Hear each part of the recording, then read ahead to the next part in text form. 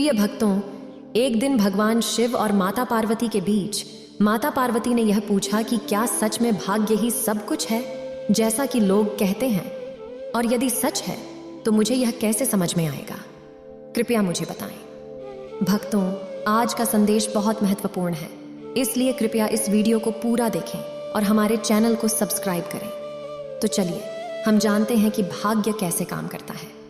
भगवान शिव ने कहानी सुनाई और इस कहानी को ध्यान से सुनने के बाद आपके सवालों का जवाब आपको मिल जाएगा। अगर आप यह कहानी सुन रहे हैं तो पूरा सुनिए। इस कथा को आधा अधूरा छोड़कर जाने की गलती मत करिएगा, क्योंकि इस पवित्र कथा को पूरा सुनने से मनचाहा फल की प्राप्ति होगी। इसलिए इस कथा को पूरा सुने। आप शिव भक्त हैं तो भोलेनाथ का अनादर ना करें। प्रिय भक्तगण, एक समय की कहानी है जब एक बहुत ही ज्ञानी पंडित बचपन में एक बड़े अच्छे मित्र से मिलने के लिए दूसरे गांव जा रहे थे। वह गांव दूर था और रास्ते में कई छोटे गांव भी थे। वह धुन में चल रहे थे कि रास्ते में उन्हें एक हष्ट पुष्ट आदमी मिला। वे तब उसी के साथ चलने लगे। पंडित ने सोचा, चलो अच्छा है, साथ में चलने से रास्ता जल्दी काट जाएगा। मैं तो खुद भी अकेला ही था, लेकिन 1 से 2 लोग साथ चलने से रास्ता बिना किसी को पता चले कब गुजर जाएगा। फिर पंडित ने उस आदमी से उसका नाम पूछा तो उस आदमी ने अपना नाम महाकाल बताया। पंडित को यह नाम बहुत अजीब लगा, लेकिन उसने नाम के बारे में और कुछ पूछने का मौका उचित नहीं समझा। फिर दोनों धीरे धीरे आगे बढ़े। तभी रास्ते में एक गांव आया। महाकाल ने पंडित से कहा, तुम आगे बढ़ो, मुझे इस गांव में एक संदेश देना है, मैं तुमसे आगे मिलता हूं। फिर महाकाल की बात सुनकर पंडित ने कहा, ठीक है। और इस तरह पंडित अपनी धुन में चलता रहा। तभी एक भैंस ने एक आदमी को मार दिया, और जैसे ही भैंस ने आदमी को मारा, तुरंत ही महाकाल पंडित के पास वापस पहुंच गया। फिर चलते चलते दोनों एक दूसरे गांव के बाहर पहुंचे, जहां पर एक छोटा सा मंदिर था। उस मंदिर पर ठहरने का विचार किया, क्योंकि पंडित के दोस्त के गांव था जो कि बहुत दूर था और रात के समय आने वाला था। इसलिए पंडित ने कहा, आज रात हम इस मंदिर में रुक जाते हैं, क्योंकि हम पूरे दिन चल कर आए हैं और हम बहुत थक गए हैं।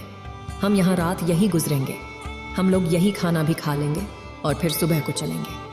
महाकाल ने सुनकर कहा, ठीक है, तुम यहीं ठहरो, लेकिन मुझे इस गांव में किसी को कुछ सामग्री देनी है। मैं जल्द ही वापस आऊंगा, तुम अभी खाना खाओ। महाकाल ने यह कहकर चल दिया और बोला, मैं वह सामग्री देकर वापस आऊंगा।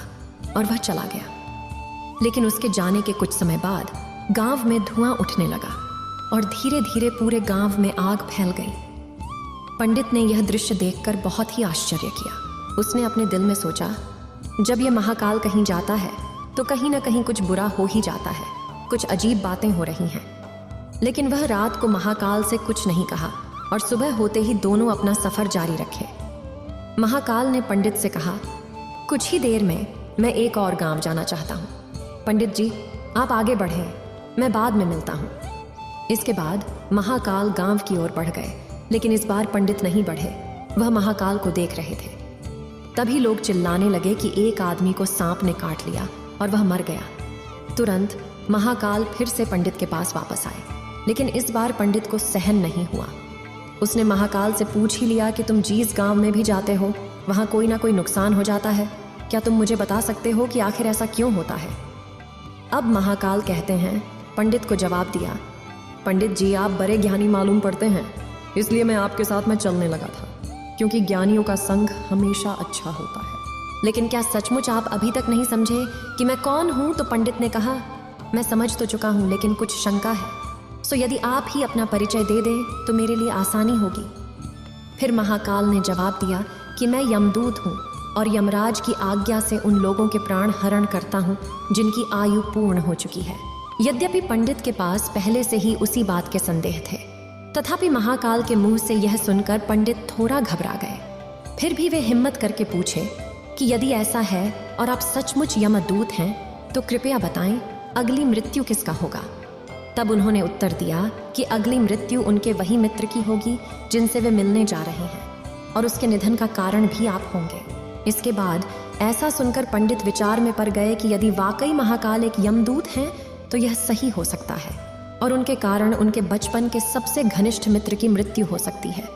इसलिए यह बेहतर है कि मैं अपने मित्र से मिलने न जाऊं, ताकि कम से कम मैं उसकी मृत्यु का कारण न बनूं। तब महाकाल ने कहा कि आपके मन में जो विचार आ रहा है मैं उसको जानता हूँ।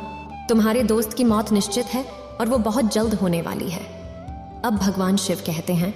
इसे सुनकर पंडित थोड़ी हैरानी में थे, क्योंकि महाकाल ने उनके दिल की बात समझ ली थी, जिसका मतलब एक सामान्य व्यक्ति के लिए यह पता लगाना असंभव था। फिर पंडित ने उन पर विश्वास किया कि महाकाल सचमुच यमदूत हैं, इसलिए पंडित नहीं चाहते थे कि उनके दोस्त की मौत का कारण वही हो। इसलिए उन्होंने तुरंत मुड़कर अपने गांव की ओर बढ़ने लगे। लेकिन जैसे ही वह मुड़े, सामने से उनके दोस्त को तेजी से अपनी ओर आते देखा। पंडित को बहुत खुशी हुई। उनका दोस्त उनकी मदद के लिए बहुत जल्दी आ रहा है। तब अपने दोस्त की गति को देखकर पंडित को ऐसा लगा जैसे कि वह बहुत समय से उनके पीछे ही आ रहा था। क्योंकि वो बचपन से ही गूंगा और एक पैर से चलाने में असमर्थ था, इसलिए ना तो वह पंडित तक पहुंच सका और ना ही वह पंडित की ओर बढ़कर रुक पाया। अब महाकाल के पास पहुंचते ही वह पंडित के पास पहुंचा।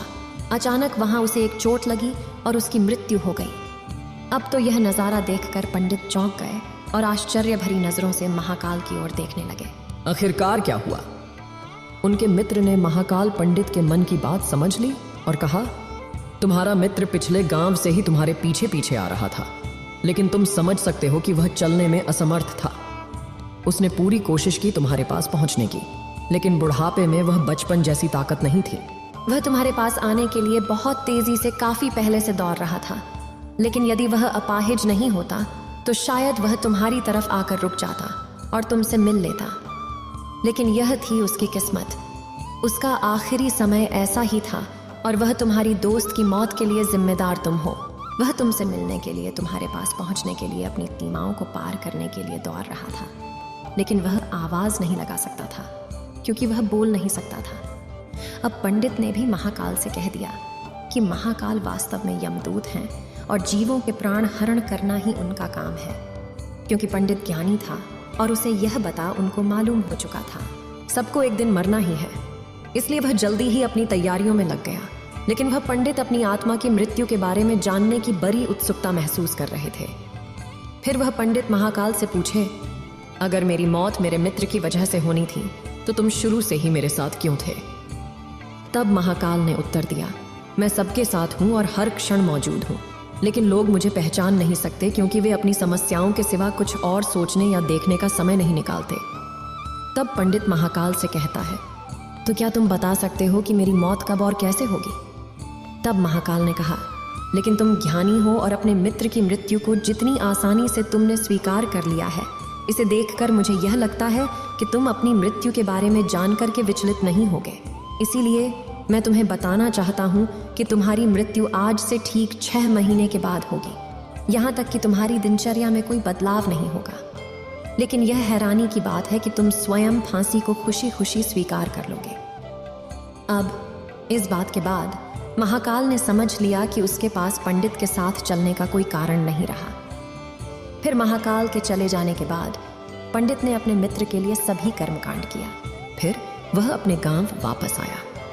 भगवान शिव ने कहा, इसके बाद भी कोई व्यक्ति चाहे वो कितना भी ज्ञानी हो, अपनी मृत्यु के समय कुछ अलग ही अनुभव करता है और उसको बचने के लिए कुछ करता है। इसलिए पंडित ने भी ऐसा ही किया, क्योंकि वह बहुत ही विद्वान थे और उनकी प्रसिद्धि उनके राज्य के राजा तक पहुंच चुकी थी। उन्होंने सोचा कि राजा के पास कुछ ज्ञानी मंत्री हो सकते हैं जो इस समस्या का समाधान निकाल सकते हैं। फिर वह पंडित राजा के पास गए और अपनी समस्या बताई। राजा ने इस समस्या को अपने मंत्रियों के साथ साझा किया और उनसे सलाह मांगी। आखिरकार सभी ने मिलकर तय किया कि अगर पंडित की बात सही है तो उनकी मृत्यु 6 महीने बाद होगी, लेकिन वो उस समय किसी दूसरे राज्य में नहीं जाएंगे, तो उनकी मौके पर नहीं होगी। इसके बाद राजा को यह सलाह भी पसंद आई, इसलिए उसने पंडित के लिए अपने महल में ही विशेष व्यवस्था करवा दी। अब बिना राजा की स्वीकृति के कोई भी व्यक्ति पंडित से मिल नहीं सकता था, लेकिन पंडित स्वयं कहीं भी जा सकता था ताकि उसे यह लगे कि वह राजा की हिरासत में नहीं है। हालांकि वह स्वयं कभी डरा नहीं था। धीरे धीरे पंडित की मृत्यु का समय आई और फिर आखिरकार वो दिन आ गया जब पंडित की मृत्यु होनी थी। उस दिन की रात पंडित डर से जल्दी सो गए ताकि जल्दी वो रात गुजर जाए और उसकी मृत्यु को टाल दें। लेकिन पंडित को नींद में चलने की बीमारी थी और इस बीमारी के बारे में पंडित खुद नहीं जानता था। इसलिए राजा या किसी और से इस बीमारी के बारे में बात करने या किसी विशेष बिस्तर पर इसका उपचार करवाने का कोई सवाल नहीं था। फिर उसी रात को पंडित को नींद में चल दिए और वह अपने बिस्तर से उठकर राजा के महल से बाहर चले गए। क्योंकि वह राजा के विशेष मेहमान थे, इसलिए किसी भी पहरेदार ने उन्हें रोका नहीं और न किसी प्रकार की पूछताछ की कि वे कहाँ जा रहे हैं।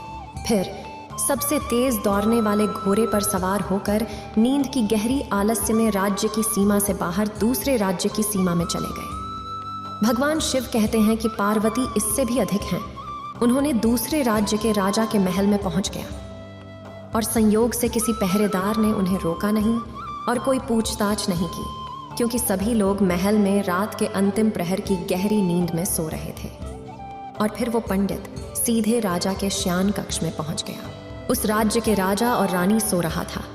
वहीं दूसरी ओर वो पंडित जाकर रानी के पास लेट गया और जब सुबह हुई तो राजा ने पंडित को रानी के पास सोता हुआ देखा। इसके बाद राजा बहुत क्रोधित हुआ और पंडित को गिरफ्तार करवा लिया। भगवान शिव कहते हैं, पार्वती पंडित को तो समझ में ही नहीं आ रहा था कि आखिरकार वो दूसरे राज्य में कैसे पहुंचा और मैं राजा के सैन्य कक्ष में पहुंच गया। लेकिन वहां पर उसकी बात सुनने वाला कौन था? राजा ने पंडित को राज दरबार में हाजिर करने का हुक्म दिया और फिर कुछ समय बाद राज दरबार में राजा ने पंडित को देखा और उस पर इतना क्रोधित हुआ कि पंडित को फांसी पर चढ़ा दिया जाए, ऐसा आदेश सुना दिया। भगवान शिव बोले, अब आगे सुनो पार्वती। जब पंडित ने फांसी की सजा की खबर सुनी तो पंडित डर से कांप उठा। फिर उसने राजा से कहा, महाराज, मैं इस राज्य में कैसे पहुंचा ये मुझे नहीं पता। मैं ये भी नहीं जानता कि मैं आपके सैन्य कक्ष में कैसे आया और आपके राज्य के किसी पहरेदार ने मुझे रोका क्यों नहीं। लेकिन मुझे यह तो पता है कि आज मेरी मृत्यु होनी थी और वह हो रही है। राजा को यह बात थोड़ी चौंकने लगी। उसने पंडित से पूछा, तुम्हें कैसे पता कि आज तुम्हारी मृत्यु होनी थी? तुम क्या कहना चाहते हो? फिर पंडित ने राजा के सवाल का उत्तर दिया, महाराज, मैंने पिछले 6 महीनों की पूरी कहानी आपको सुनाता हूँ। मैं पूरी तरह से यह समझ रहा हूँ कि कोई भी सामान्य व्यक्ति का साहस नहीं हो सकता कि वह राजा की उपस्थिति में राजा के कक्ष में रानी के पास सो जाए। यह तो सिर्फ आत्महत्या के बराबर हो सकती है और मैं दूसरे राज्य से इस राज्य में आत्महत्या करने क्यों आऊंगा? राजा को पंडित की बात थोड़ी उपयुक्त लगी, लेकिन राजा ने सोचा कि शायद यह पंडित मृत्यु से बचने के लिए ही महाकाल और अपनी मृत्यु की भविष्यवाणी का बहाना बना रहा है। इसलिए उसने पंडित से कहा कि यदि तुम्हारी बात सत्य है तो आज तुम्हारी मृत्यु का दिन है। जैसा कि महाकाल ने तुमसे कहा है, वह तुम्हारी मृत्यु का कारण नहीं बनेगा, लेकिन यदि तुम झूठ कह रहे हो तो निश्चित ही आज तुम्हारी मृत्यु का दिन होगा। भगवान शिव बोले कि प्रिय, जब पंडित ने उस राजा को सभी बातें बताई कि वह अपने राज्य के राजा के यहाँ रहता था और उसके रहने के लिए राजा ने विशेष प्रबंध किया था, तो वह उसका विशेष मेहमान बनकर यहाँ रुका था, क्योंकि पड़ोसी राज्य के राजा उस राजा के मित्र थे। इसलिए उसने तुरंत ही कुछ सिपाहियों के साथ में दूसरे राज्य के राजा के पास में पत्र भेजा और पंडित की बात की सत्यता का प्रमाण मांगा। उधर शाम तक भेजे गए सैनिक फिर से लौटे और उन्होंने आकर के बताया, महाराज, पंडित जो कह रहा है वो सच है। दूसरे राज्य के राजा ने पंडित को अपने महल में ही रहने की संपूर्ण व्यवस्था दे रखी थी और पिछले 6 महीने से ये पंडित राजा का मेहमान था। कल रात राजा स्वयं इससे अंतिम बार इसके सैन्य कक्ष में मिले थे और इसके बाद में ये पंडित इस राज्य में कैसे पहुंच गया, इसकी जानकारी किसी को नहीं है। इसलिए महाराज, उस राज्य के राजा के अनुसार पंडित को फांसी की सजा दिया जाना बिल्कुल उचित नहीं है। भगवान शिव कहते ही ये प्रिय, लेकिन अब राजा के लिए एक नई समस्या आ गई, क्योंकि उसने बिना पूरी बात जाने ही पंडित को फांसी की सजा सुना दी थी। इसलिए अब यदि पंडित को फांसी नहीं दी जाती तो राजा के कथन का अपमान होता है, और अगर राजा द्वारा दी गई बात का मान नहीं रखा जाता तो पंडित की बिना किसी कारण उनकी मृत्यु निश्चित होती है। इसके बाद राजा ने अपनी इस समस्या को अपने अन्य मंत्रियों के साथ चर्चा की और सभी मंत्रियों ने मिलकर यह सुझाव दिया कि महाराज, आप पंडित को कच्चे सूत के एक लंबे धागे से फांसी लगवा दें। इससे आपके वचन का भी पालन होगा और कच्चे सूत के धागे से पंडित को फांसी नहीं लगेगी, जिससे पंडित की मृत्यु नहीं होगी और उसके प्राण बच जाएंगे। राजा को मंत्रियों का सुझाव बहुत पसंद आया और उन्होंने इसी तरीके से आदेश दिया। फिर पंडित के लिए सूत के धागे का फांसी का फंदा बनाया गया और नियमानुसार पंडित को फांसी पर चढ़ाने का काम शुरू हो गया। सब खुश थे क्योंकि कच्चे सूत के धागे से फांसी लगने पर पंडित भी नहीं मरेगा और राजा के बच्चन का भी झूठा नहीं होगा। वहीं पंडित को भी यकीन था कि सूत के धागे से उसकी मृत्यु होने का कोई संभावना नहीं है, इसलिए पंडित खुश मिजाजी से फांसी पर चढ़ने के लिए तैयार था। महाकाल ने उससे कहा था कि वह फांसी की सजा को हंसते हुए स्वीकार करेगा, लेकिन जैसे ही पंडित को कच्चे सूत के धागे से फांसी दी गई, सूत का धागा टूट गया, लेकिन टूटने से पहले धागे ने अपना काम पूरा किया। पंडित की गले की नस कट गई और पंडित जमीन पर गिरकर तड़पने लगा। पंडित की गले से खून की धार निकल रही थी। फिर कुछ ही क्षणों में पंडित का शरीर पूरी तरह से शांत हो गया। फिर सभी लोग चौंक कर हक्के बक्के से पंडित की मौत को देखते रह गए। यह बात किसी को भी विश्वास ही नहीं हो रहा था कि एक कमजोर से सूत के धागे से किसी की मृत्यु हो सकती है, लेकिन घटना घट चुकी थी। नियति ने अपना काम कर दिया था। भक्तों, अब अंत में भगवान शिव कहते हैं, प्रिय जो होना होता है वो होकर ही रहता है। हम चाहे जितनी सावधानियां बरतें या चाहे जितने उपाय कर लें, लेकिन हर घटना और उस घटना का सारा ताना बाना पहले से ही निश्चित होता है। इसीलिए ईश्वर ने किसी को भी भविष्य जानने की क्षमता नहीं दी है, ताकि वो अपने जीवन को और ज्यादा बेहतर तरीके से जी सके। यदि उसे अपने भविष्य के बारे में पता चल जाए तो वो देर रात बेचैन रहेगा और अपने जीवन को चैन से नहीं जी पाएगा। और यही बात उस पंडित पर भी लागू होती है। यदि पंडित ने महाकाल से अपनी मृत्यु के बारे में ना पूछा होता तो अगले 6 महीने तक क्या होता। वह राजा के महल में बंद होकर हर दिन डर के साथ जीने की बजाय जीने में अधिक सुखी हो सकता था, क्योंकि हर व्यक्ति, वस्तु या स्थिति का किसी न किसी घटना से संबंध है जो होना ही था। अब भगवान शिव कहते हैं, हे प्रिय, तुम अपने प्रश्न का उत्तर समझ लो। पंडित की मृत्यु का संबंध उसके मित्र से था, क्योंकि यदि वह उसके मित्र से मिलने नहीं जा रहा होता तो वह महाकाल उनसे नहीं मिलता और पंडित अपनी मृत्यु के सवाल को नहीं पूछता। जबकि यदि पंडित अपने मित्र से मिलने नहीं जाता और पंडित का मित्र बचपन से ही बोल नहीं सकता होता तो वह अपनी मृत्यु से संबंधित सवाल नहीं पूछता, क्योंकि उस स्थिति में वह अपने मित्र को पीछे से आवाज देकर रोक सकता था। यानी बचपन से ही प्रकृति ने पंडित के मित्र को अपंगता दी थी, क्योंकि उसकी अपंगता और गूंगेपन का संबंध उसकी मृत्यु से था। इसी तरह से पंडित को नींद में चलने की बीमारी थी। इस बात का स्वयं पंडित को भी नहीं मालूम था। यदि उसे पहले से नींद में चलने की जानकारी होती तो इस बात का जिक्र वो राजा से जरूर करता। परिणाम स्वरूप वे राजा के महल से निकलता तो कोई ना कोई पहरेदार उसे जरूर रोक लेता, और फिर नहीं भी रोकता तो राजा ने कुछ ऐसी व्यवस्था जरूर की होती ताकि पंडित नींद में उठ करके कहीं नहीं जा सके। भगवान शिव अंत में कहते हैं, हे प्रिय, हर घटना के घटित होने के लिए प्रकृति पहले से ही सारे बीज बो देती है, जो अपने निश्चित समय पर अंकुरित होकर की उस घटना के घटित होने में अपना योगदान देते हैं। इसलिए प्राकृतिक तत्वों के साथ लड़ने का कोई अर्थ नहीं है, क्योंकि हमें यह पता नहीं होता कि किस घटना के घटित होने के लिए कौन कौन से कारण हो सकते हैं और उन कारणों से संबंधित बीज कब, कहां और कैसे हो सकता है। सीधे शब्दों में कहें तो इसको हम भाग्य कहते हैं। आखिर में हम कह सकते हैं कि जो भी भाग्य में लिखा होता है वह होकर ही रहता है, वह बिना टाले हुए।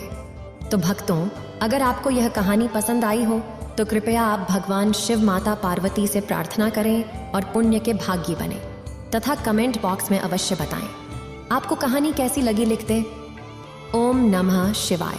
इस वीडियो को बोलते समय कोई त्रुटि हो तो मैं क्षमा चाहती हूँ। उम्मीद है आप सभी को ये वीडियो अच्छी लगी होगी।